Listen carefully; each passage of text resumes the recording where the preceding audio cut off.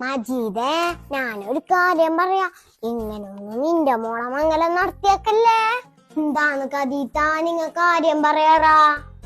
ഈരും പൊടിയും ഇല്ലാത്ത മീൻ ബിരിയാണി ഉണ്ടായിന ഐസ, ഒരു പീസെങ്കിലും ഇട്ടൂടെ?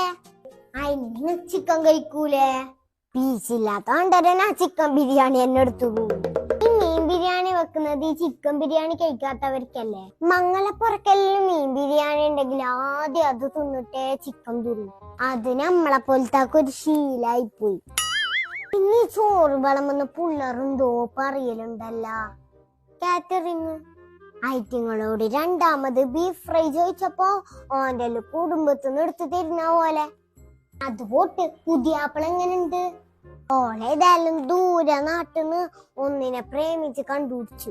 എന്നാലും ഓളെക്കാളും നീളില്ല ഒന്നിനും നോക്കലല്ലേ. ചെക്കൻ തീരെ നീളം പോരാ. ടൈം എന്താന്ന് കെട്ടലും കാണുന്നു. അതാ അതിനാ കുറച്ച് ചോറ് സഞ്ചിയിലാക്കിട്ട് എടുത്തത്. ഇനിയിപ്പൊ പൊറക്കിലോർക്ക് ഇതൊന്നും നിന്നിട്ട് കിടക്കാലാ. മറ്റേ കൈമയോ ഇത് 2 ഷവർമ. എന്റെ മമ്മദിന് ഇത് ഭയങ്കര ഇഷ്ടാണ്.